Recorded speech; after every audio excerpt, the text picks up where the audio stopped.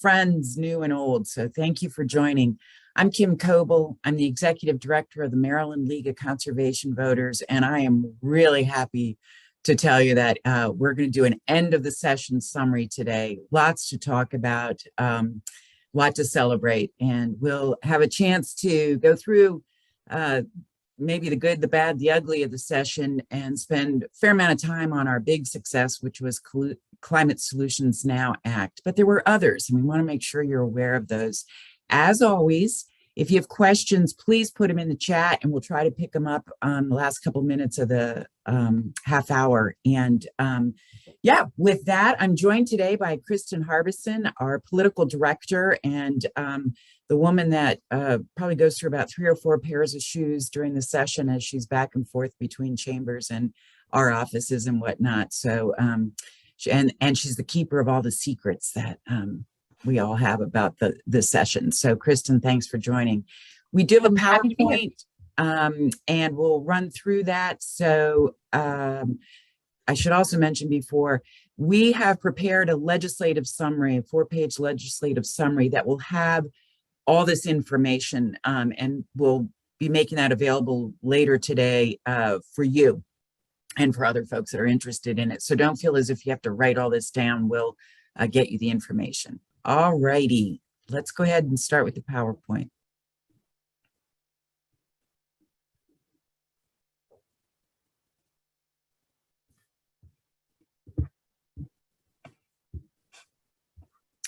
All righty. There we go. All right. Let me get my slides adjusted here. So the 2022 Maryland General Assembly, our legislative session summary. Next. Historic climate victory. And we're going to highlight what we would call a very successful session. And I do want to make the most important comment first, and that is that none of this was done alone. Maryland LCV could not have accomplished what we did without the collective work of our environmental partners, our community partners, our justice partners, incredible legislators that were leaders and partners with us. So this is a summary of a lot of hands on deck that made this happen. And we are not claiming sole victory by any stretch of the imagination here. So wanted to make that statement up front. Okay, next. So we started the session out with 3 top priorities. One was a really comprehensive climate bill. And I'm happy to say not only did we get that, but we got really the country's most ambitious climate goal. We'll go through a little details on that. The second goal we had was to advance electric school buses, specifically a pilot program. And we did get that first in the nation. And then the third was to make solar more accessible to low to moderate income neighborhoods. And we also got that. So our top 3 legislative priorities, check, check, check. Next, climate and transportation. So, Kristen, can you give us a quick one-liner on each of these bills? And we will have a more in-depth conversation about the Climate Solutions Now Act. But go ahead, Kristen. Yeah, well, this one is passed actually both as a standalone and as part of the Climate Solutions Now Act, and it creates a pilot program to help counties afford transitioning their school bus fleet from diesel to electric. It's very exciting. And that transition is through a partnership with utilities and the school districts, which again is a pilot, but hopefully will succeed. Okay, how about the state fleets? And this one does what it said, exactly what it says. It transitions our state fleet of cars, so the state-owned cars and light-duty vehicles, from gas-powered to electric by the year 2036. It's similar to the Zero Emission Bus Transition Act that passed last year, except it's cars and light duty rather than state buses. And the cars and the future act. Sorry. Go ahead. Cars need to transition by 2031 and the light duty by 2036. Okay, the Future Act. And this was one of the failures. It would have brought all the state university system campuses to net zero. And it was a student run. It's been a student run activity legislation, and that didn't manage to get a vote this year, but we'll look forward to seeing whether we can't get it done in the future. And then the clean truck rule, that one also didn't pass, but there was a grant program that was actually attached to a different bill that for the purchase of zero emission trucks, medium and heavy duty trucks. So even though this bill didn't pass, there was progress moving in this direction. But again, this is another something we'll look to try to get accomplished in the next term. Okay, great. So environmental justice and jobs related bills, the energy performance targets and low income housing. Yeah, and this one requires the state to provide funding to achieve 1% annual energy savings for low income housing to make it more affordable for to help make and to help low income families achieve energy in energy efficiency. Great. So the investment in overburdened communities. Yeah, and this one was really exciting, and it's a little bit. There's a caveat to this, where if you were to look up HB 1033, it didn't actually pass. But the language of this, which would have mandated state 40%, at least 40% of state investments in low to overburdened communities. It's as part of what's called the Justice 40 initiative. That language was actually put into the state budget as part of what's called budget language, which puts it basically in place for a year. And then we can come back and make it permanent next year. So it's moving the ball forward in a really significant way. And we're waiting for the final budget language to be released so we can make sure it got in there it was meant to. And the Conservation Finance Act was, Kim, you were the one that testified on that. Do you want to take that one? Well, we had a Friday Digest conversation about that bill. It's a comprehensive, creative funding bill that brings in the private sector and leverages a lot more resources for the state. We were really pleased that one passed. Yeah, and the RPS Ultra, this is a cleanup bill, and we've been trying to get waste to energy incineration and other forms of incineration taken out of the renewable portfolio standard as getting state subsidies for them as renewable energy sources. We've been trying to get this done for years. The community's been trying to get it done for years. It was introduced this year and it didn't get a vote. So okay. We'll come back again on this one. Yes. Discharge permits. This is another one that they've been trying to get this done for a long time, our partners in the water community. This one basically just means that gives the Department of the Environment the resources and staff they need to stop what are called zombie permits, which are permits that have been continued past their expiration date, and to actually give them the staff they need to make sure that their permits are being renewed appropriately if they deserve them, if the permits are deserved. The PFAS legislation, that one is, so PFAS are these not terrible chemicals. We've talked about these during Friday Digest a few weeks ago as well. This was a huge victory. It limits the ability for PFAS chemicals in some consumer products, picking on the work of many other states that have gone before us on this and really sort of pulling the ball forward on that one. And the forest mitigation banks, this was a victory because it didn't get a vote. This one we wanted to, if this bill as introduced had passed, it would have meant more deforestation. We worked to try to amend it or kill it. And as it was, it never got a vote. And this was a victory. So next year we can pick it up and really take a bold step on advancing strong forest legislation after a major study is supposed to come out this summer. And the Environmental Human Rights Amendment we talked about the other week.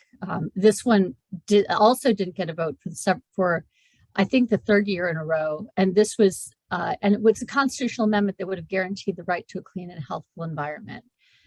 This bill had to have passed. We would have had to have passed with a expanded supermajority. So a 3/5 majority, and then gone to the state for the population to go on the ballot. So this is one that won't be able to come up again for another couple years when there will be another election. So but I think that that issue is not dead yet. Great. So that's a summary of the bills that passed, actually a snapshot of the bills that passed outside of Climate Solutions Now Act. And now we're going to really dive into this bill, which is, in my mind, probably the most significant piece of climate legislation in the country right now. So our top priority for the 2022 legislative session was a comprehensive climate bill. This, it passed. It incorporates strong equity provisions because justice is really a key aspect of this work as well. It targets new resources to communities that are overburdened from pollution, and it makes Maryland the leader in fighting climate change. And we're really proud of that outcome. Specifically in the bill. So as Kristen mentioned, there was an independent bill around electric school bus pilot programs. It was also embedded in the Climate Solutions Now Act. It's a political move so that it's part of the Climate Solutions Now, and the original sponsor gets credit for passing the bill. So we were supportive of both of those vehicles getting passed, but pilot programs established. The same thing with the state fleet, separate bill and embedded in Climate Solutions Now. Okay, so now to the new things. And the bill creates two goals. One is a short-term goal that we reduce greenhouse gas emissions by 60% by 2031, most ambitious in the country. This coupled with the next goal, which is to reach a net zero emissions by 2045. No other state has a combination of a short-term and long-term goal, and no other state has as ambitious short-term goal as Maryland. So we have just put the stake in the ground that says we are going to lead on climate greenhouse gas reduction goals in the country. So there's a lot to be proud of there. The bill also includes a requirement that new building energy performance standards get created for large buildings, 35,000 square feet or larger. So this is really the first time there's actions and requirements addressing emissions from buildings. We wish the bill had gone further on buildings, but we're really proud of the fact that it took this step as well. This is really an important aspect of it. You might have been tracking the president's call for what's called a Justice 40 investment. So 40% of federal dollars would go to overburdened communities, communities that are suffering from pollution. And he put that out there as part of an executive order. Maryland took that and made it law for a distinct fund called the Climate Catalytic Capital Fund. Capital Fund, thank you. And of that, they've put in $5 million. 40% of that needs to be spent in low to moderate income neighborhoods. And this whole catalytic fund that was created is really going to help target innovative strategies. So we were really pleased to see that. Would like to see the dollar amount increased, but for the first time out of the gate, we were pleased with the $5 million. Kristen, do you want to go through these next provisions? Yeah, so the 15-month planning process there's a study with the PSC for the Public Service Commission that they'll need to sort of plan for greater electrification of our entire state, especially the buildings. So this lays the groundwork for more ambitious building electrification projects in the future, and involves public input. So that's really important. The 75% procured use of state no and low carbon, that that's built, our state buildings will lead the way in their electrification, and they're making sure that they move towards net zero. And so there are a lot of places where the state is leading and showing that the private sector should follow, which is really important. And then this goes again back to the electric school buses. This requires that starting in 2025, no contracts for school buses in the state can be for something other than electric. So paired with the pilot program, this is a way that that some of the, especially the poorer counties, will be able to afford to reach that goal of transitioning to their electric school buses, their buses to electric. And also, it's all of these things are places to leverage federal funds that are coming in, and other resources that are available. This one was also a standalone bill that we worked really hard on with many of you, that requires community solar projects to be built on already developed land. So we want them on rooftops, parking lots, brownfields, and we want them to be serving low and moderate income households. Both of these things are harder to finance. And so this is something that gives a tax exemption so incentivizes community solar development to serve low and moderate income households and put them on these already developed lands. So this is huge.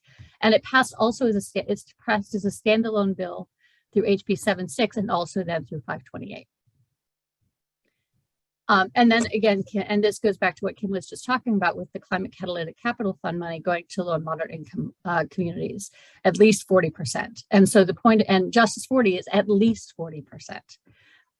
And then we put into law with our justice partners, created definitions of underserved and overburdened.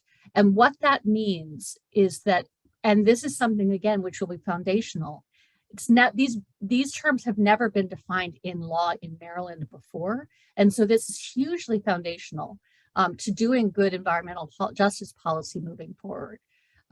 It's one of those things that I think people wasn't as noticed, wasn't as big of an issue. It wasn't something people were paying as much attention to, but it's probably one of the most important things. It's certainly one of the very important things that happened in this bill. And part of that also then is determining which communities is using the environmental justice screens. There are tools that the state has.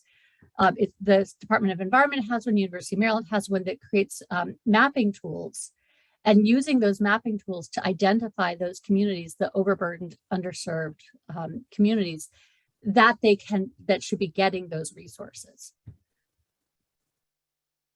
And then the Chesapeake Conservation Corps is an existing program, but we expanded it to bring more, to put some of those jobs towards really to real climate jobs, climate related, environmental, in urban areas, and areas that are to help contribute to the reduction of greenhouse gas pollution. And then what's next?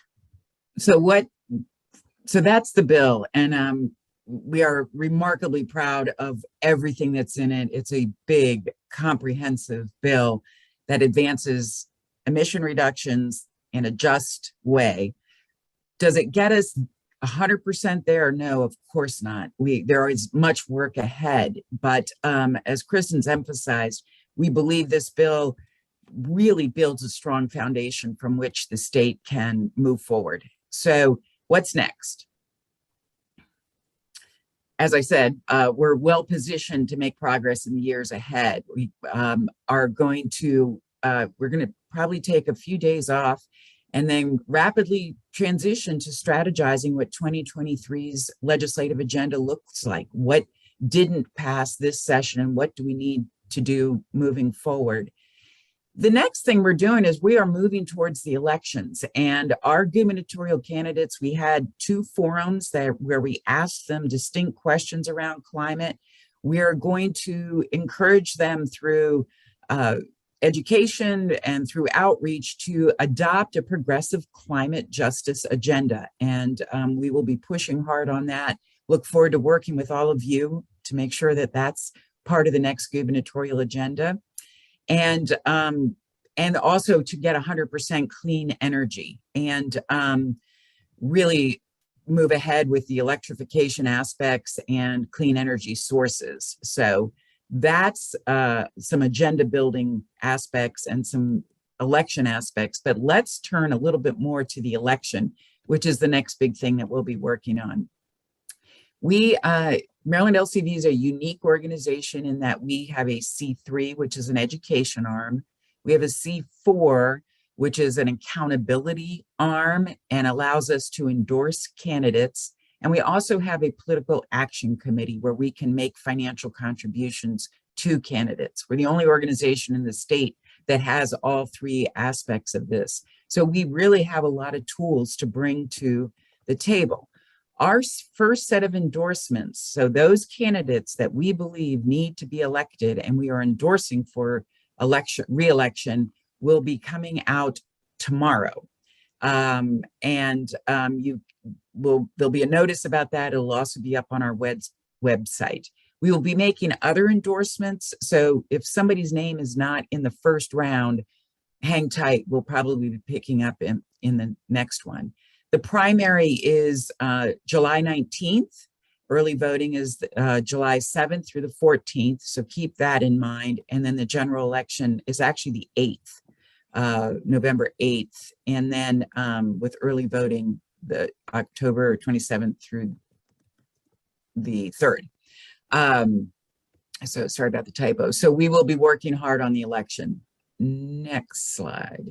So reminding you that Maryland LCV uses political action, which is evident by the outcome, and education to fight for clean water, healthy air, and a resilient climate for everyone in Maryland. And we're really proud of the work that we've done this year to achieve that. But, next slide, we couldn't do it without you. And there's no doubt about that. Your support, your encouragement, your interest, your involvement means a lot. So thank you all for being a part of it. So we have about 5 minutes, lots of questions coming in. Let me see if I can grab some of these. What's the basis for using 60% reduction? What is the base? Oh, we're using 2006 as the baseline for the 60% reduction. What can be done about the Human Rights Amendment Act? I'm not going to spend a lot of time. We had a good conversation with Nina Carden, who's really running that campaign. And she, if you want to, we can maybe put a link in here, but we had a good conversation about that. So check that out. And on the Human Rights Amendment, again, that one, because that is so, that one has to go to the ballot as well. It really is something that is most likely to pass in an election year. So we're looking at, for that one, 2 or 4 years for that one to be, for it to have another really good shot at it. But there's a lot of work that can be done between now and then. And again, Nina talked a lot about sort of how that movement is building and what their next steps are. Let's see. Let me move on here. What can be done differently? Okay, Human Rights Amendment. Check out the webinar, the Friday Digest we focused the entire time on that question. You say Maryland now is the most ambitious near-term climate goal in the nation. How so? There's other, because no other state is requiring that 60% reduction by 2031. So that's what makes us the most aggressive.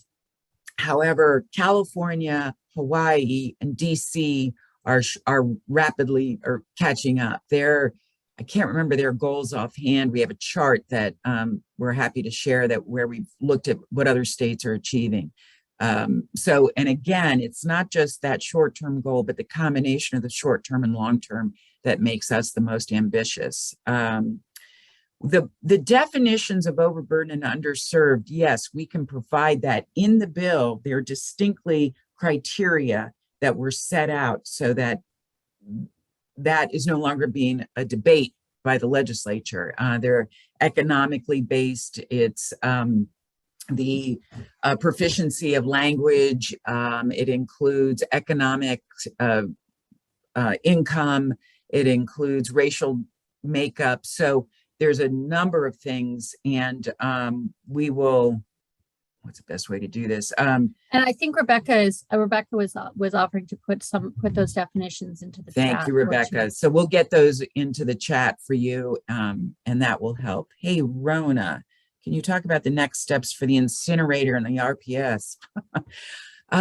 Boy, we've been at that one for years, and it is tough. It's a controversial provision. So just for a little background, the Renewable Portfolio Standard is a law that says, here are renewable sources of energy sources that we want to subsidize, that we want to grow, and they are meant to be clean, like solar and wind.